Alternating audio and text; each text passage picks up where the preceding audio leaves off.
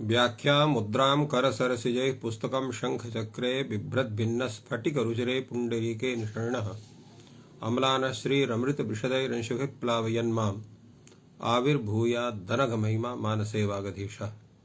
कृष्णाय वासुदेवाय हरे परमात्मने प्रणतक्लेशनाशाय गोविन्दाय नमो नमः। संस्कृतशौर्यमिति आमुखपटले सम्बद्धाः समेऽपि विद्वांसः समेऽपि जिज्ञासवः छात्राः सहृदयाः सज्जनाः समेषां स्वागतं वर्तते तस्मिन् महाभाष्य व्याख्याने।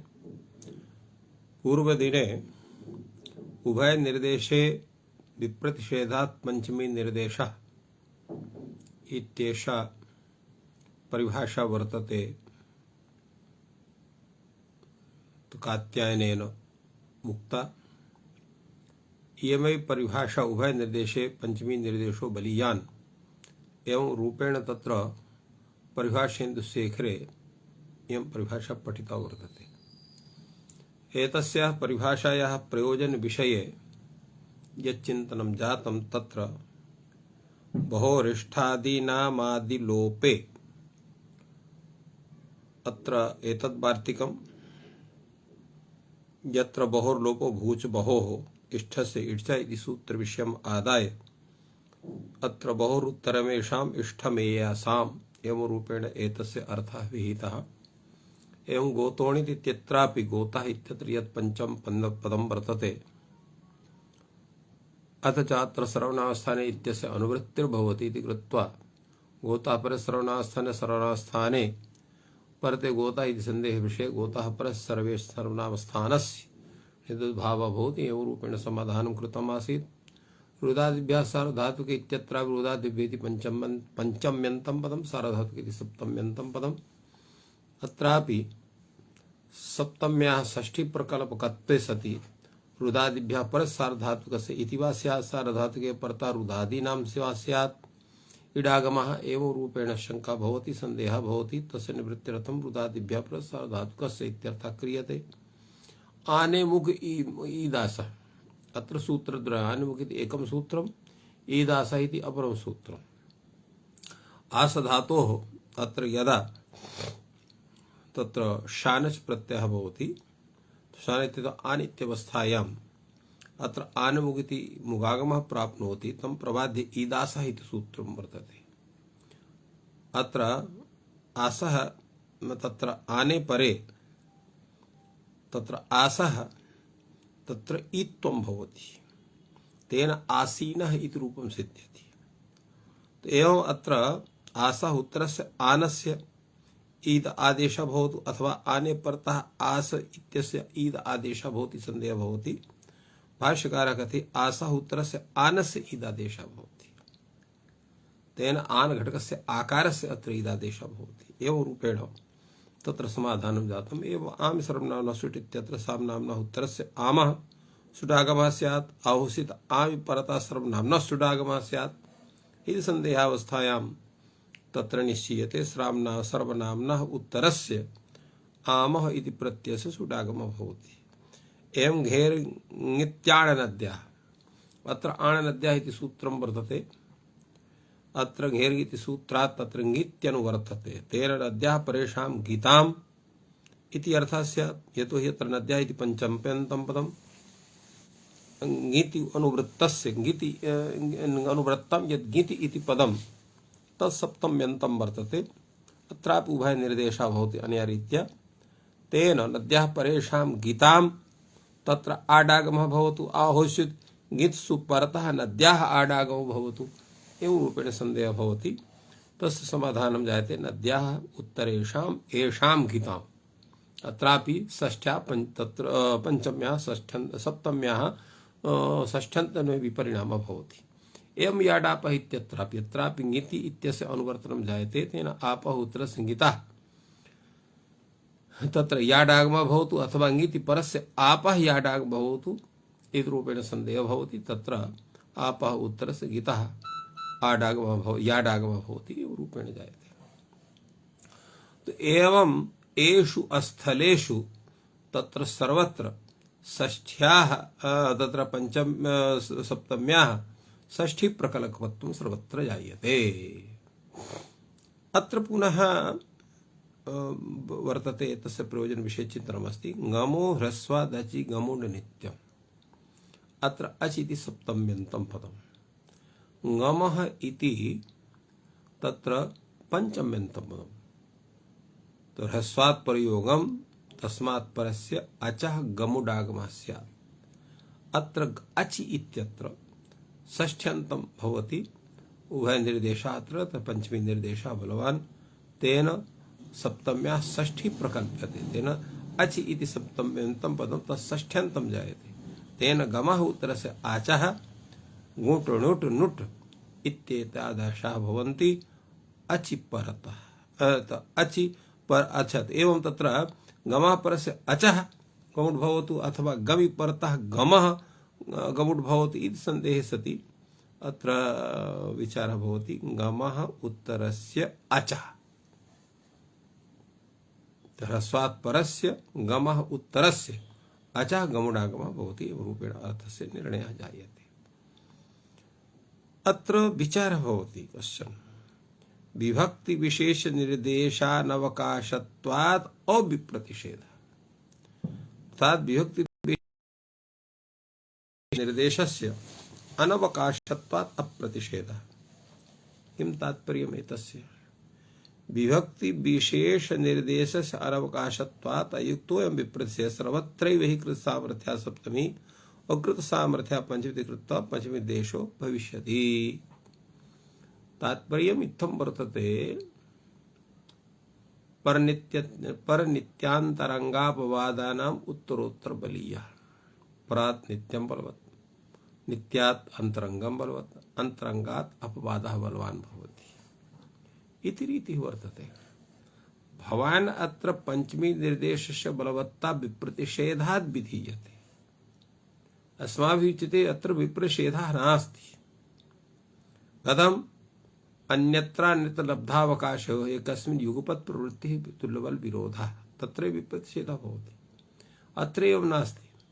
सप्तमी तु चरितार्थः भवति यत्र तत्र, पंचमी च निरवकाशः भवति। निरवकाशः विधि अपवादः भवति।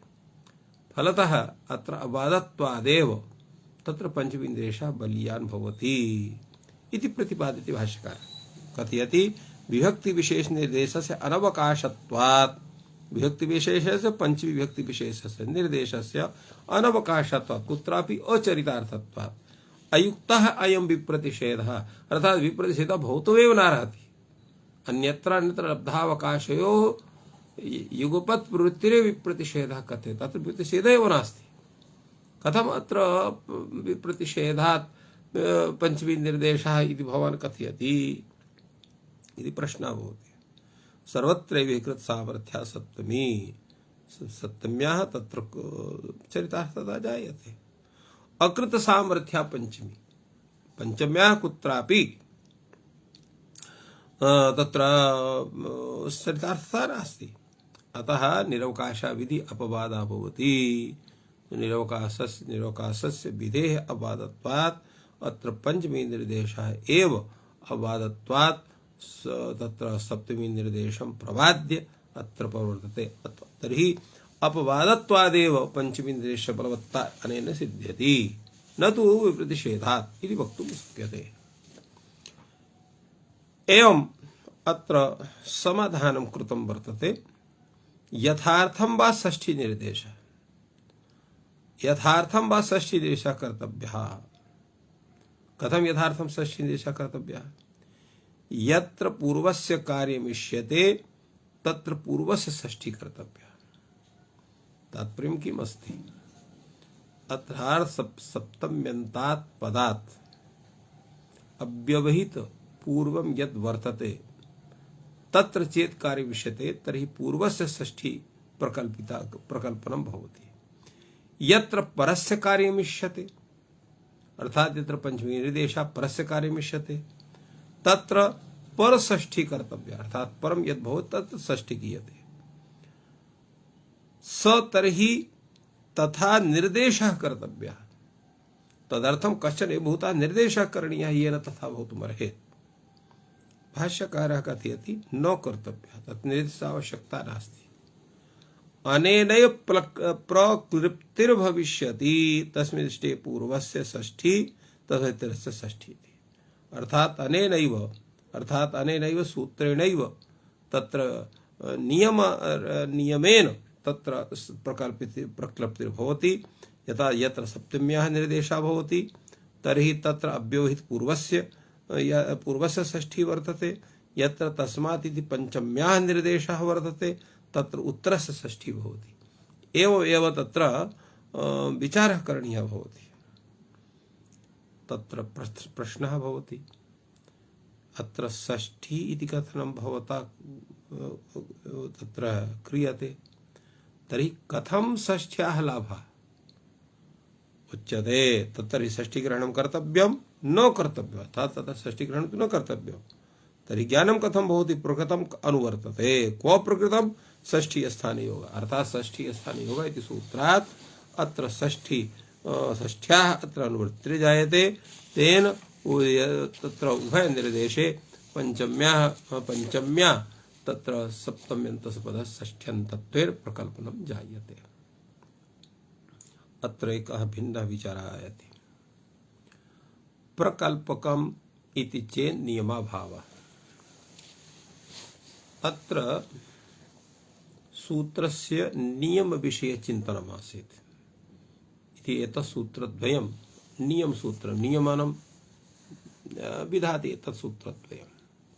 किन्तु यदा षष्ठ्याः प्रकल्पनं भवति, सप्तम्याः षष्ठ्यन्तेन प्रकल्पनं यदा जायते, तो प्रकल्पकम् इति स्वीकारे अत्र नियमः न भवितुमर्हति, नियमस्य अभावः भवति।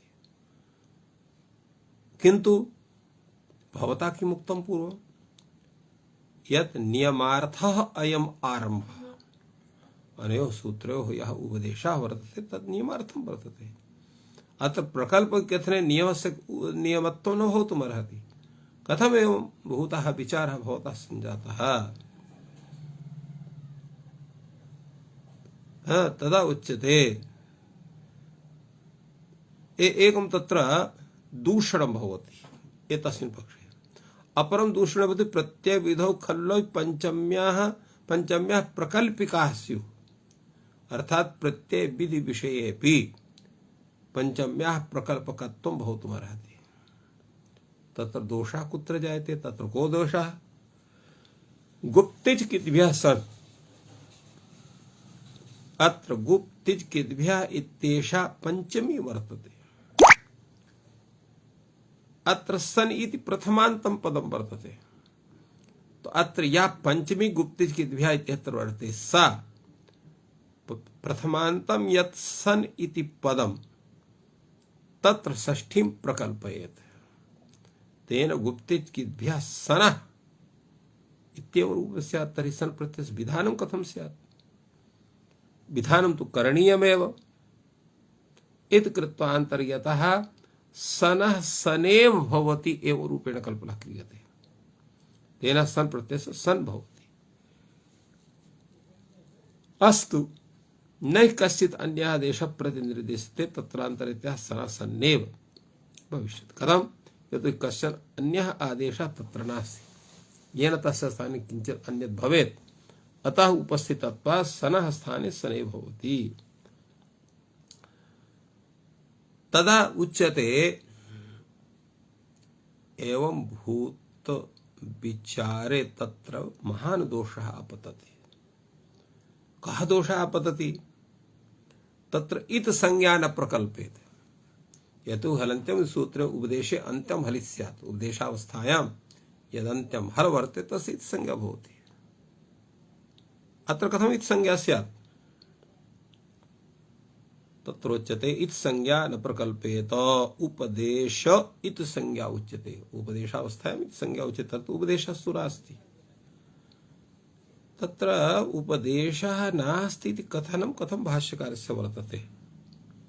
एतस्मिन् विषये कैयटः कथयति, आदेशस्य उपदेशाभावात् तस्य इत संज्ञा न सिद्ध्यति इत्यर्थः। आदेशः उपदेशः न भवति। आदेशः उपदेशः न भवति यदा भावघयन्तः उपदेश शब्दः क्रियते, तत्र आद्योच्चारणाभावात् अत्र इति संज्ञा न स्यात् इति आशयः वर्तते मन्ये। तो आदेशस्य उपदेशाभावात् तस्य संज्ञा न सिद्ध्यति एवं रूपेण तत्र कैयटः प्रतिपाद्य स्थानी च उत्पत्तिकाले एव निवृत्त्यभिमुख्यतया प्रतिपन्ने स्थानिन्यप् इति संज्ञा नास्ति। एवं स्थानी यः वर्तते तत्रापि संज्ञा न भवति। कथं? तत्र अस्थानित्वं तस्य अनुबन्धनिर्मुक्तस्यैव भवति इति कृत्वा तत्र आवश्यकता एव नास्ति इति संज्ञाविधानस्य। एवं आदेशे अपि संज्ञाविधानस्य आवश्यकता नास्ति। एवं रूपेण अत्र विचारः भवति, तर्हि संज्ञा न स्यात्। अपरं च तत्र वार्तिकं वर्तते प्रकृतिविकारव्यवस्था च। प्रकृतिविकारयोश्च व्यवस्था न प्रकल्पते। यत्र प्रकृतेः विकार प्रकृतिविकारयोः प्रकृतेः विकारस्य च प्रकृतिश्च विकारश्च इति प्रकृतिविकारो तयोः प्रकृतिविकारयोश्च अर्थात प्रकृतेः विकारस्य च व्यवस्था न प्रकल्पते। यथा कुत्र एवं भूतं वर्तते, यथा इको एणिति सूत्रं वर्तते। अत्र अच इति सप्तमी, यण् इति प्रथमा। तो अत्र प्रथमायाः अपि प्रकल्पकत्वं स्यात् तस्मिन् दृष्टे पूर्वस्य इत्यत्र। तर्हि एतस्य समाधानं कथं करणीयम्? एतस्मिन् विषये यद्यपि अत्र षष्ठ्यन्तं पदं वर्तते, इकाः इति षष्ठ्यन्तं पदं वर्तते, तो यत्र प्रकल्पकत्वं तत्रैव भवति यत्र षष्ठ्यन्तं पदं किमपि तत्र उल्लिखितं नास्ति।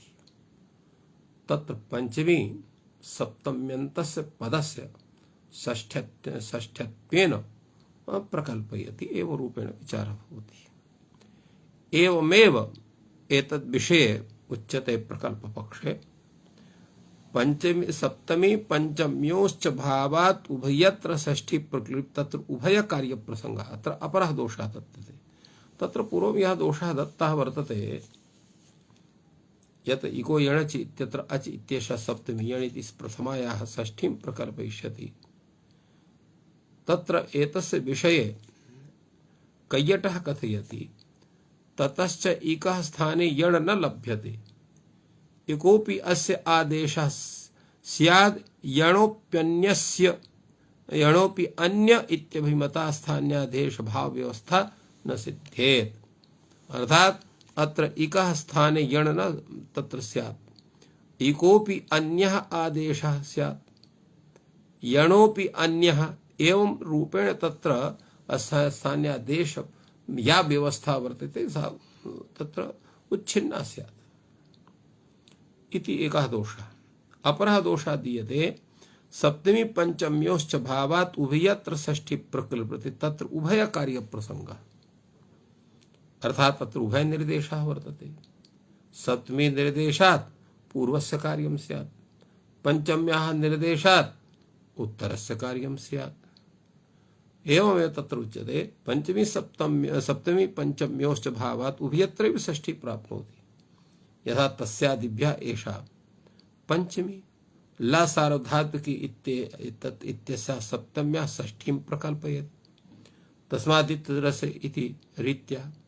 एवं ल सार्वधातुकी इति सप्तमी तस्याः द्वितीया इति पंचम्याः षष्ठीं प्रकल्पयेत्, तस्मिन् दृष्टे पूर्वस्य। तो एवं रीत्या उभयत्र दोषः आयाति। तत्र किं करणीयम्? तत्र को दोषः प्रश्नः भवति। भवतु नाम यत्र सप्तमी वर्तते सा पंचमीं तत्र षष्ठ्यत्वेन प्रकल्पयति, यत्र पंचमी वर्तते सा तत्र सप्तम्यन्तं षष्ठ्यन्तत्वेन प्रकल्प्यते। दोषः का भवति? तत् दोषः भवति तत्र उभय कार्यप्रसङ्गः। अर्थात तत्र पंचमी निर्देशे अपि कार्यप्रसङ्गः स्यात्, सप्तमी निर्देशेऽपि कार्यप्रसङ्गः स्यात्। तत्र उभयोः कार्यं प्राप्नोति, इष्यते तु केवलम् एकस्यैव। तत्र किं करणीयम्? भाष्यकारः कथयति नैष दोषः, एवं भूतः दोषः अत्र नास्ति। कथम्? तत्र उच्यते यावत् यत् तावदुच्यते प्रकल्पमिति चेत् नियमाभावः। अतः प्रकल्पनं चेत् क्रियते तत्र नियमस्य अभावः भवति। तेन मा भूः नियमः, तत्र अत्र नियमः न स्यात्। सप्तमी निर्दिष्टे पूर्वषष्ठी प्रकल्प्यते, पंचमी निर्दिष्टे परस्य प्रकल्प्यते, एवं नियमः न स्यात्। तो यावता सप्तमी निर्दिष्टे पूर्वषष्ठी प्रकल्प्यते, पंचमी निर्दिष्टे परस्य षष्ठी प्रकल्प्यते। तो नोत्सहते सप्तमी निर्दिष्टे परस्य कार्यं भवतुम्, अर्थात् सप्तमी निर्दिष्टे तत्र परस्य कार्यं न भवति, एवं पंचमी निर्दिष्टे पूर्वस्य कार्यं न भवति। तात्पर्यं किम्? यत्र सप्तमी निर्देशं विधाय कार्यं क्रियते, यथा इको इणच् इत्यादौ, तत्र अत्र पूर्वस्यैव कार्यं भवति। सप्तम्यन्तपदाभ्यवहित पूर्वत्व विशिष्टस्य कार्यं क्रियते। तत्र कस्यापि तत्र परस्य कार्यं न भवति। एवं यत्र पंचमी निर्देशः वर्तते, तत्र पंचम्यन्तपदाभ्यवहित परस्यैव कार्यं जायते, पूर्वस्य कार्यं न जायते।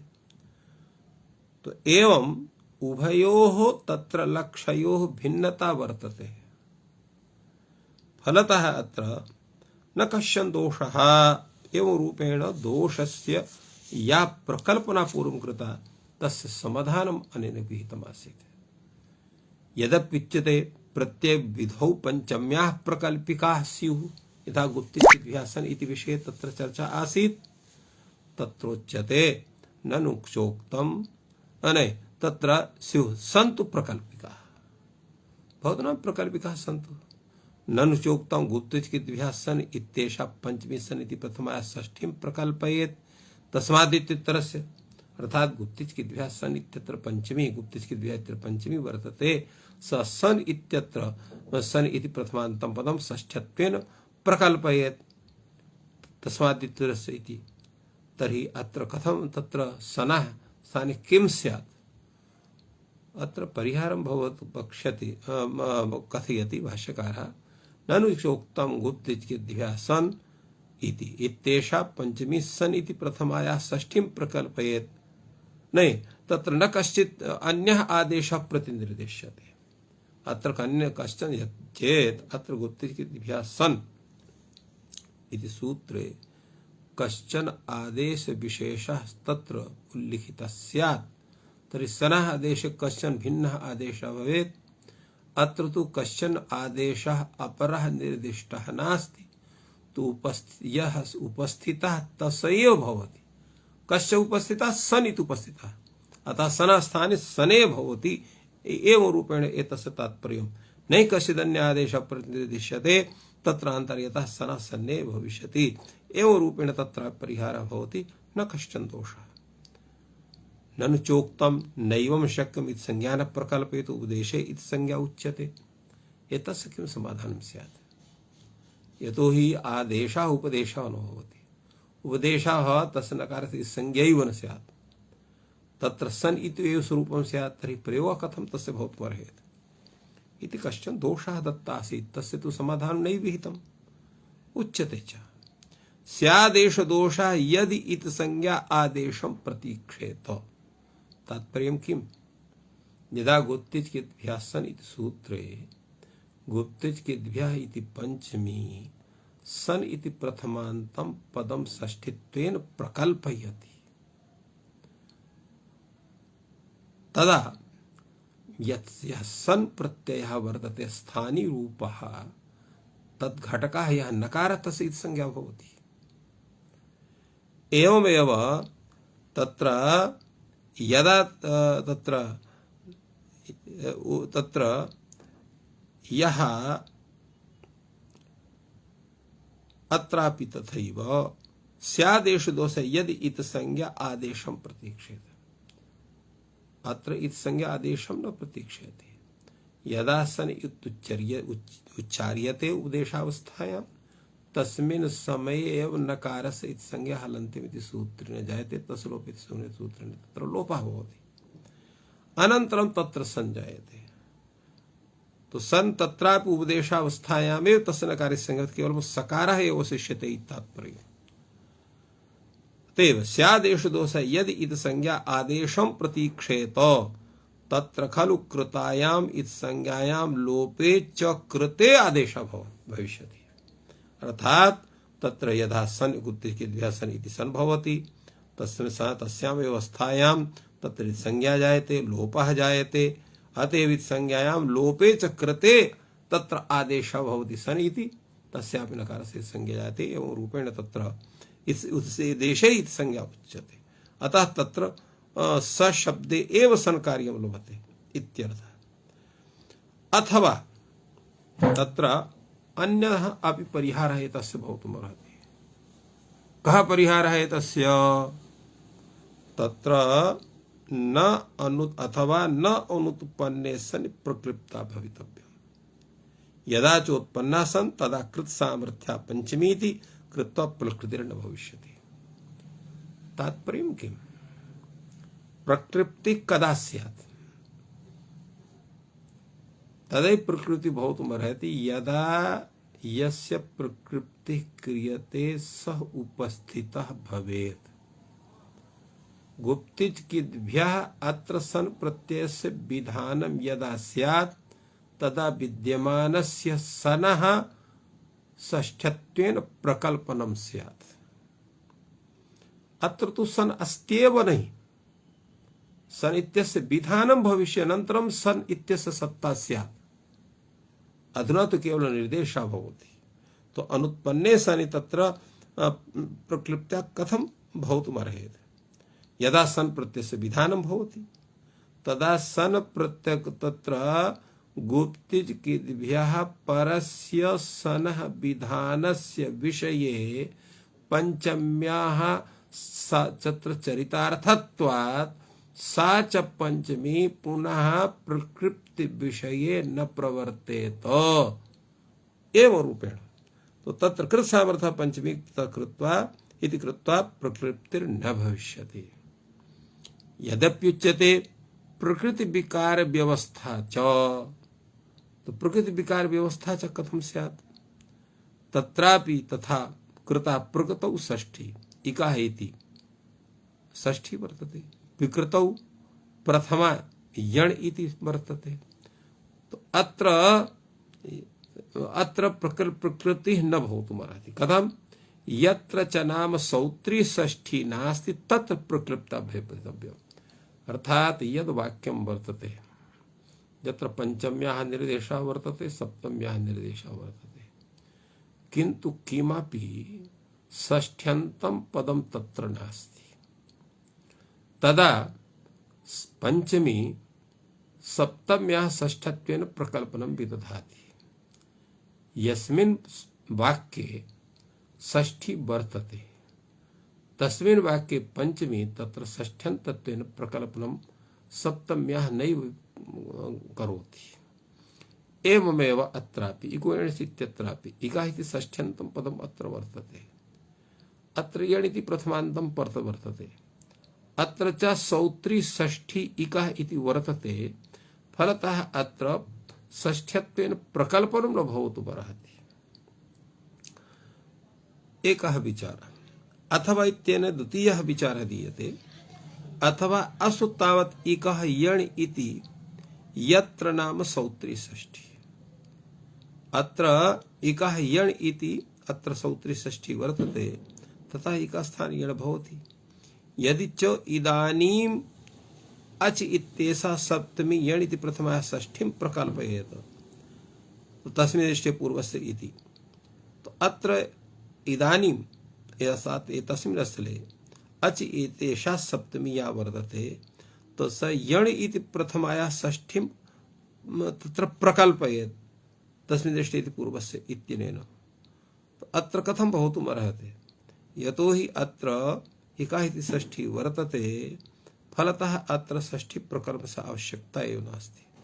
अतएव उक्तं पूर्वं यत्र च नाम सौत्री षष्ठी नास्ति तत्र प्रक्लिप्ता भवितव्या।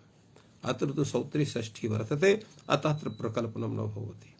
अतएव अस्तु नहि कश्चिदन्यः आदेशः प्रतिनिर्दिश्यते चेत अत्र यणः इत्यत्रापि षष्ठ्यत्वेन प्रकल्पनमपि स्यात् तुष्यतु प्रतिपक्षी न्यायेन तदा किं भवेत् तस्मिन् विषये उच्यते नहि कश्चित् अन्यः आदेशः प्रतिनिधिष्ठते तत्र आन्तर्यतः यणः यणेव भविष्यति अत्रापि यथा गुप्ते जिज्ञासन इत्यत्र सनः स्थाने उपस्थितः सनैव स्यात् अत्रापि यणः स्थाने यणेव स्यात् कश्चन अन्यः न भवेत् इति कृत्वा तस्यापि समाधानम् अनया रीत्यापि भवितुमर्हति तदापि न दोषः यद्यप्युच्यते सप्तमी पंचम्योश्च भावात् उभयत्र षष्ठी प्रकृति तत्र उभय कार्य प्रसंगः इति अयं दोषः दत्तः आसीत् उभय निर्देश पंचमी निर्देशो बलीयान् इति परिभाषा विषये तस्य किं समाधानं स्यात् तत्समाधानं तु अवशिष्टं वर्तते तस्मिन् विषये उच्यते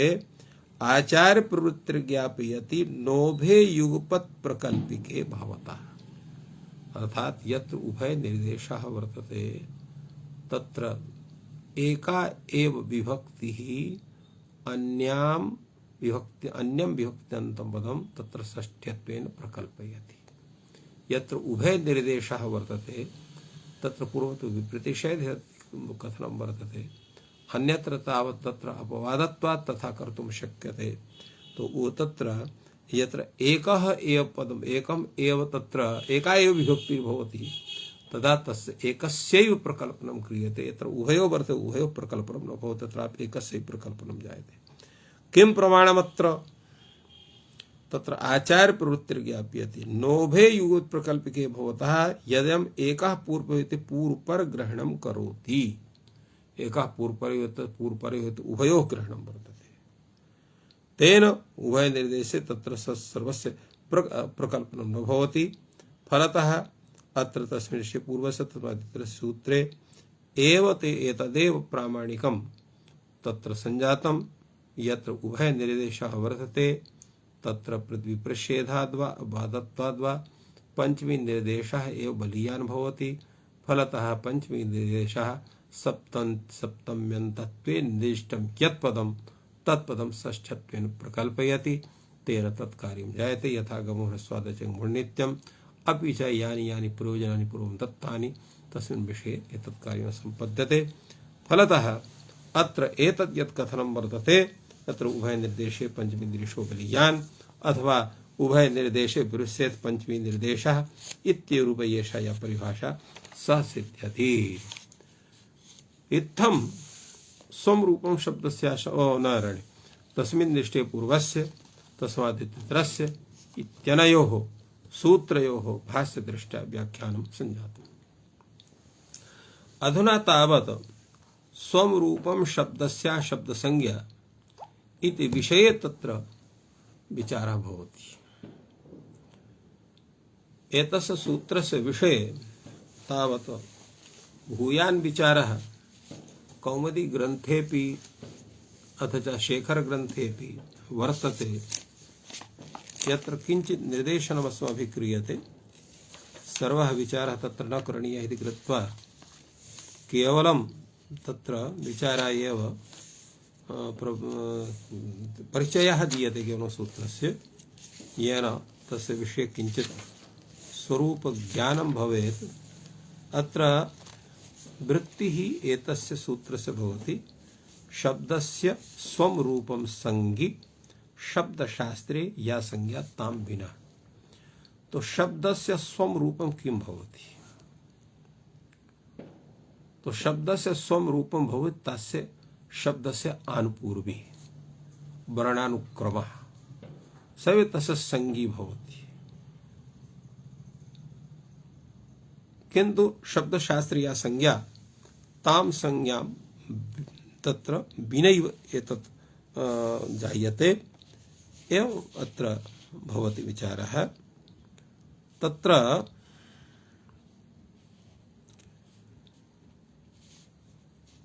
यथा तत्र अपि च तत्र शब्दशास्त्रमिदं वर्तते शब्दशास्त्रे शब्दस्य विग्रहणं भवति तेन अग्निर्ढक् राज श्वशुराद्यत् इत्यादि श्लोके तत्र अग्निशब्देन राजा शब्देन तत्र राजन शब्देन लोके तात अर्थस्य ग्रहणं शब्दशास्त्रे शब्दस्य ग्रहणं भवति इति यत्र संरूपम् इति सूत्रं यत् वर्तते तत्र एतत् शास्त्रं केवलं शब्दस्यैव संज्ञां विदधाति अर्थस्य संज्ञां न विदधाति एवं रूपेण अत्र विचारः कश्चन संजातः तस्यै विषये अत्र उच्यते। एवमेव कैयटः अपि कथयति स्वरूपस्य पर्यायेण तद् विशेषणां च ग्रहणे नियमार्था परिभाषा इयम्। एवं रूपेण तत्र कस्यचिन् मते इत्थं विचारं दत्तवान्। अन्येषां मते तत्र लिंगाभावात् विध्यन्तरशेषाभावाभावात् च नेयं परिभाषा अपितु संज्ञासूत्रमिदम् एवं रूपेण विचारयति। अर्थात् एतत् सूत्र विषये तत्र परिभाषात्वम् एतस्य सूत्रस्य वर्तते संज्ञासूत्रत्वं वा वर्तते इति पक्षद्वयम् अत्र जातम्। तो तत्र एतस्मिन् विषये भाष्यकारः एतस्य संज्ञासूत्रत्वेन व्यवहारं कृतवान् तथैव विचारयत्यपि। अत्र भाष्यकारः कथयति रूपग्रहणं किमर्थम्। एतस्मिन् सूत्रे रूपग्रहणस्य का आवश्यकता वर्तते, किं च प्रयोजनं वर्तते।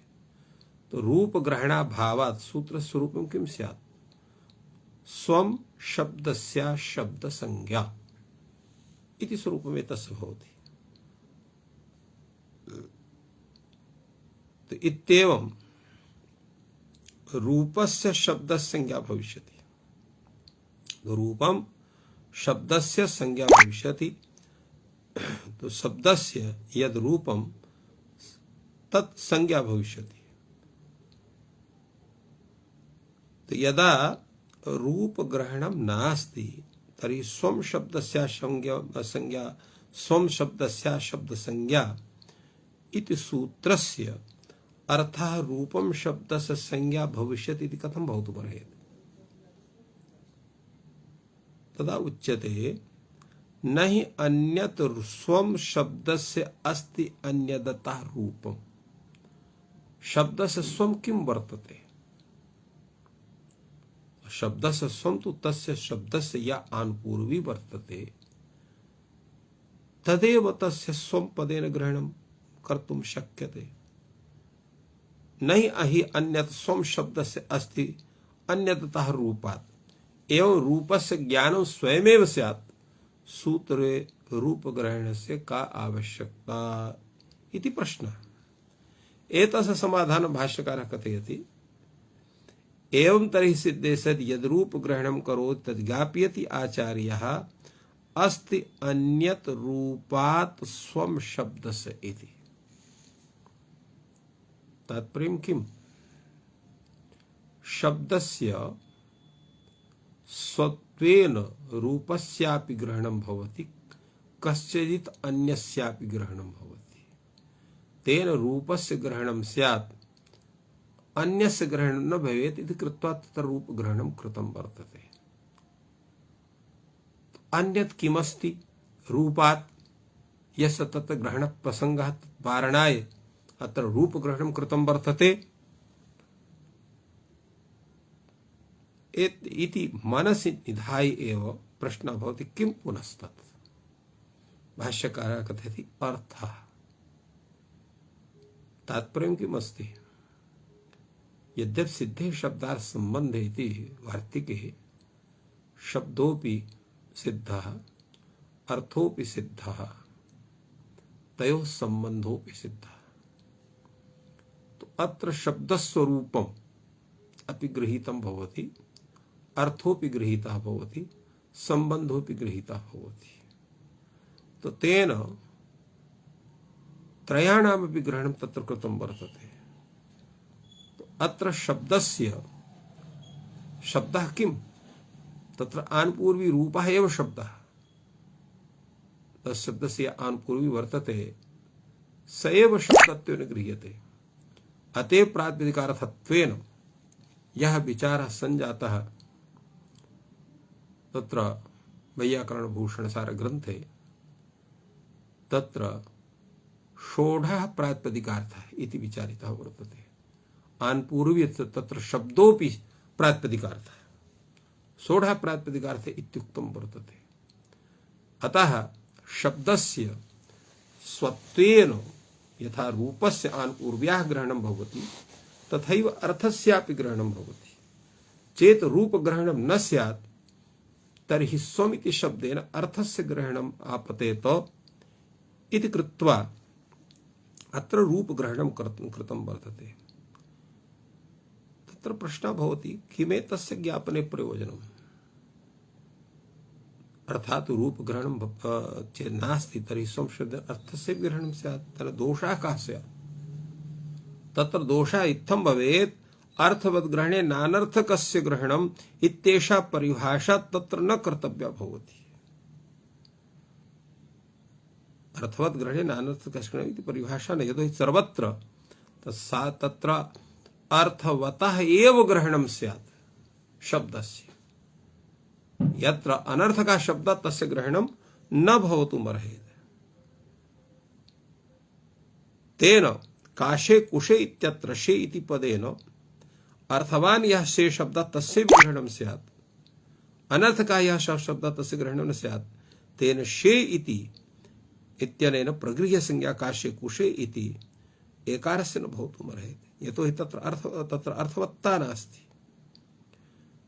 एवमेव पचेते इत्यत्रापि तथैव न स्यात्। अतः अत्र रूपग्रहणम् आवश्यकं भवति। एवमेव तात्पर्यम् आयाति। इत्थं तत्र रूपग्रहण विषये चिन्तनं जातम्।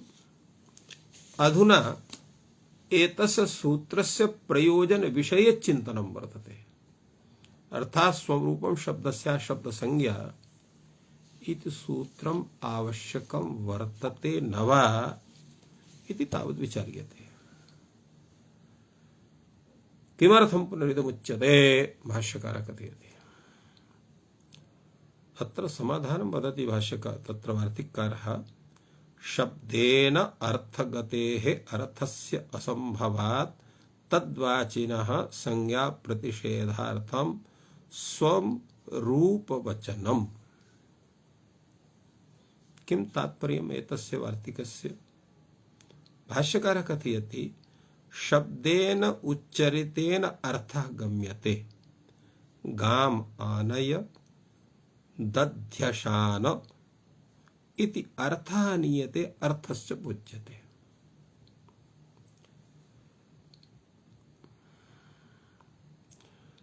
अत्र लोके किमस्ति? शब्दे उच्चारितेन शब्देन अर्थस्य ग्रहणं भवति, शब्दस्य ग्रहणं न भवति इत्यर्थः। सर्वत्र यथा तत्र गाम् आनयति इत्युच्यते, गो शब्दस्य आनयनं न भवति, अपितु गोपदवाच्यस्य अर्थस्य ग्रहणं भवति। एवं दध्यशानो, तेन दधि पदस्य अशनं न भवितुमर्हति,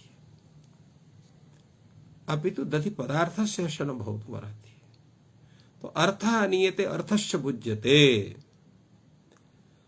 अर्थस्य असंभवात् व्याकरणशास्त्रे अर्थेन कार्यं न भवति, न भवितुमर्हति, यतोहि इदं शब्दशास्त्रम्।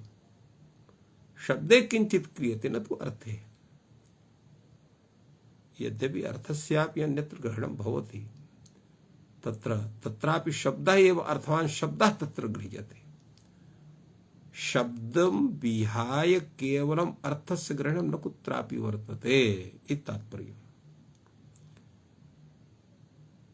इह च व्याकरणे अर्थे कार्यस्य असंभवः।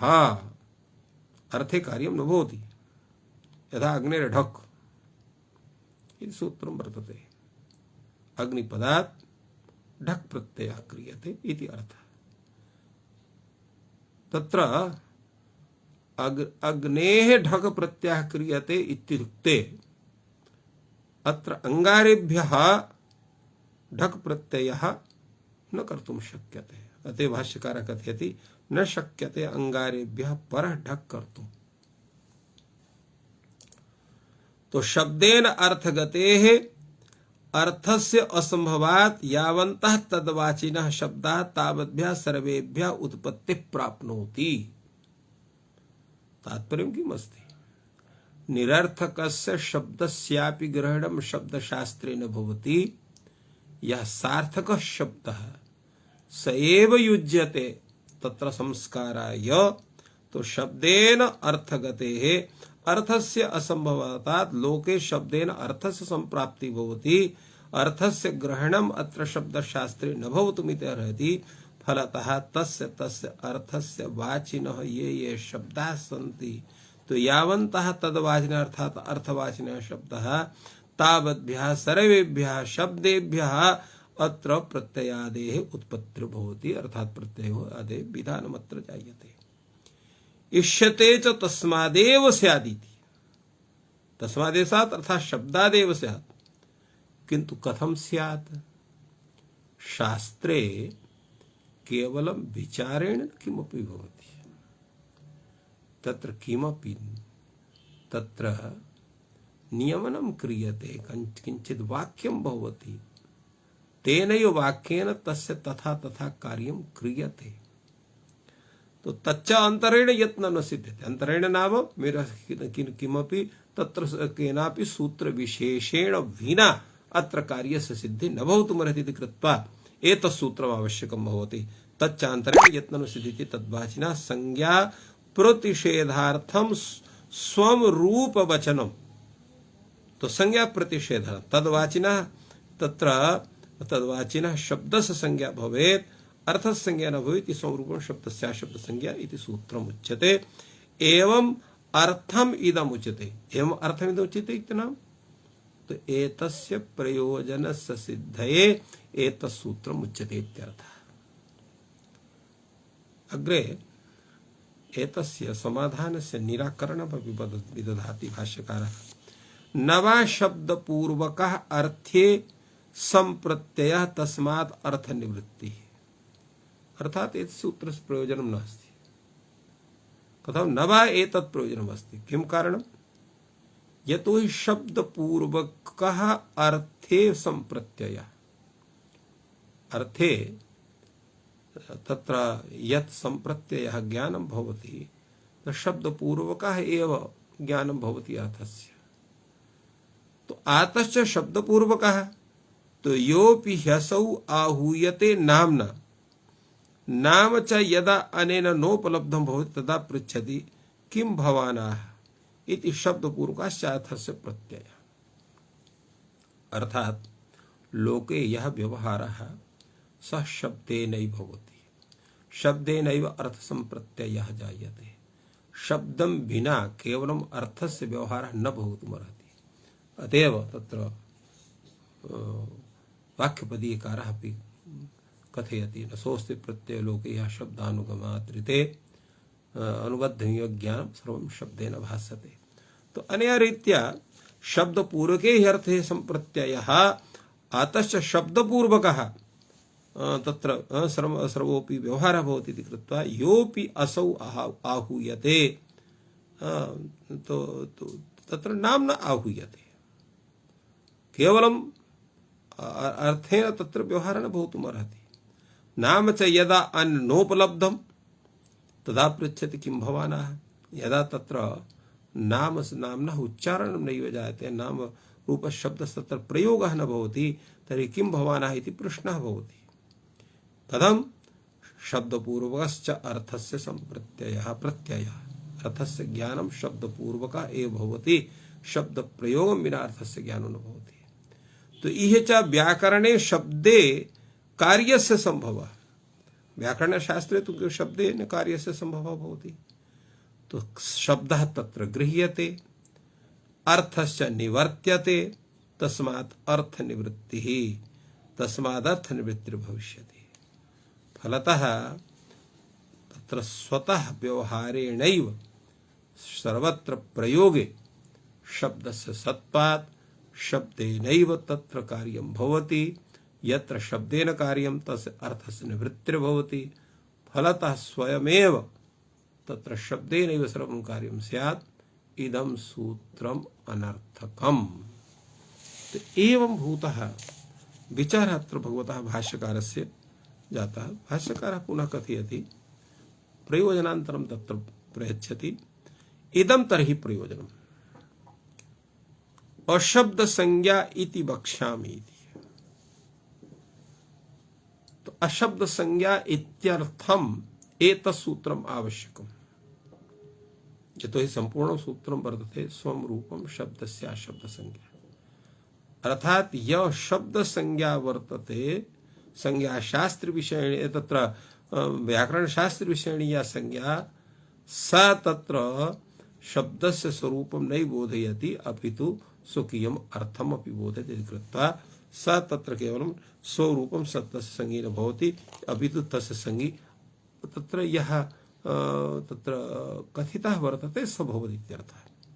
तो अशब्द संज्ञा इति वक्ष्यामि इति इह माभू दादा ग्वदाप्। अत्र दादा ग्वदाप् तत्र दादा ग्वदाप् इत्यनेन तत्र आदापं विना तत्र दा रूपस्य धा रूपस्य तत्र घु संज्ञा भवति। तरप् तम्पो घा इति घ इति पदेन तरप् तम्पो ग्रहणं भवति। फलतः अत्र यत्र कुत्रापि घु इत्यस्य घ इत्यस्य ग्रहणं भवति, घु इत्यस्य ग्रहणं भवति। तत्रापि केवलं आन् पूर्व्या ग्रहणं न भवेत् अपितु घु इति पदेन दा धा इत्यनयोः ग्रहणं भवेत्। घ इति पदेन तरप् तम्पोः ग्रहणं भवेत् इति कृत्वा तद्वारणाय तद्विषये कार्यप्रवृत्तये एतत् सूत्रम् आवश्यकं वर्तते इति प्रतिपादितवान् भाष्यकारः। एतस्य निराकरणं विदधाति पुनः यत् एतदपि प्रयोजनं तत्र नास्ति। कथं शब्द संज्ञा प्रतिषेधा अनर्थक्यं वचन प्रामाण्यात्, अर्थात शब्द संज्ञा प्रतिषेधाय यस् सूत्रस्य आरम्भः क्रियते तदपि उचितं नास्ति। कथं तत्तत् शब्द संज्ञाम् उद्देश्य कार्य विधान सामर्थ्यात् तत्र संज्ञा शब्द पदेन संज्ञिनां ग्रहणं भवति, न केवलं संज्ञा स्वरूपस्य शब्दस्य ग्रहणं भवति। अन्यथा तस् कार्य विधानं तेन सूत्र अनर्थकं स्यात् इति कृत्वा वचन सामर्थ्यात् तद्भवतुम् अर्हति। तत्रापि कश्चन दोषः नास्ति। उच्यते च शब्द संज्ञा प्रतिषेधः अनर्थकः। शब्द संज्ञायां स्वरूप विधि कस्मान्न भवति वचन प्रामाण्यात्। शब्द संज्ञा स्वरूप विधिनां केवल आनपूर्व्या ग्रहणं भवति अथवा तत्र संज्ञा पदेन संज्ञिनां ग्रहणं भवति। कथं भवति वचन प्रामाण्यात्। शब्द संज्ञा वचन सामर्थ्यात्, शब्द संज्ञा वचन सामर्थ्यात् तत्र संज्ञिनामेव ग्रहणं भवति, केवलं शब्द स्वरूपस्य ग्रहणं न भवति। ननु च वचन प्रामाण्य संज्ञिनां संप्रत्ययः स्यात् स्वरूप ग्रहणाच्च संज्ञायाः। अत्र प्रश्नः भवति यत्र शास्त्रे उभय गति दृष्टा वर्तते। यथा अत्र उभय गतिरिह भवति इत्यपि वर्तते। अत्र संख्यापदेन तत्र कृत्रिमा संख्यायाः अपि ग्रहणं भवति, अकृत्रिमायाः अपि भवति। यथा श्नान्ता षट् इत्यत्र अकृत्रिमायाः ग्रहणं भवति। अन्यत्र कुत्रापि तत्र तो संख्या कर्म करणादिषु अर्थात संख्या विषये कर विषये करण विषये एतेषां विषये तत्र स्वरूपस्य संज्ञिनश्च तत्र प्रदेशेषु ग्रहणं दृश्यते। अतः इत्थं कथं वक्तुं शक्यते अनेन केवलं तस्यैव ग्रहणं भवति तस्यैव ग्रहणं न भवति। अतः तदर्थम् एतत् आवश्यकं वर्तते सूत्रं। तदा उच्यते एतदपि नास्ति प्रयोजनम्। आचार्य प्रवृत्तिर् ज्ञापयति शब्द संज्ञायां न स्वरूप विधिर्भवति। आचार्य प्रवृत्तिर् अत्र आचार्य पदेन भगवतः पाणिनेः ग्रहणं वर्तते। तो आचार्य प्रवृत्तिर् ज्ञापयति शब्द संज्ञायां न स्वरूप विधिर्भवति। यदि श्रान्ता षट्, श्रान्ता षट् इत्यनेन शान्तस्य नान्तस्य ग्रहणं भवति।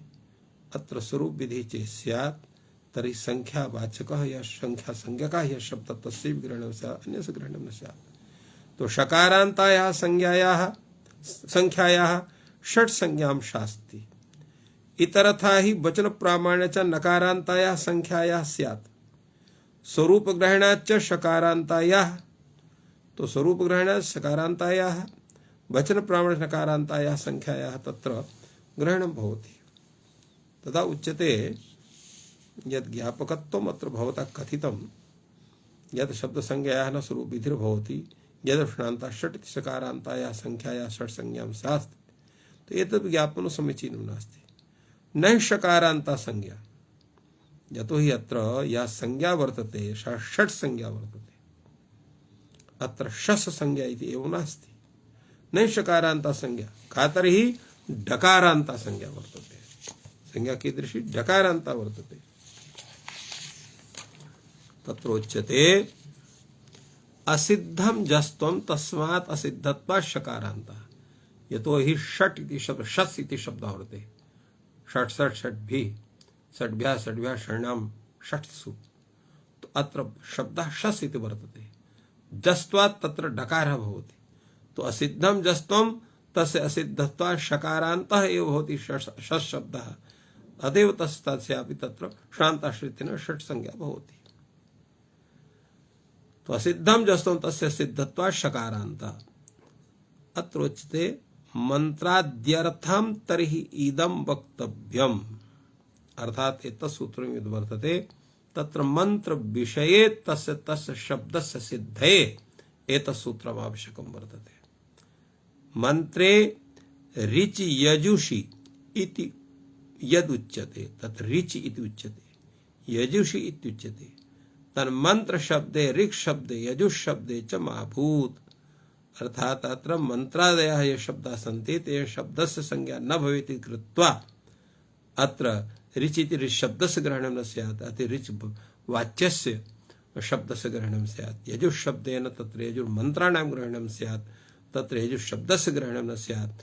एवमेव तत्र एतस्य सूत्रस्य आवश्यकता वर्तते। तो एवं रूपेण अत्र भूयान् विचारः वर्तते, यतो हि समयः अधिकः जायते, अपि च तत्र यः विचारः सः समयम् अपेक्षते इति कृत्वा अत्रैव विरम्यते। सर्वेभ्यो विद्वद्भ्यो नमः, सर्वेभ्यः श्रोतृभ्यो नमः इत्येव उक्त्वा जयतु संस्कृतं जयतु भारतम्।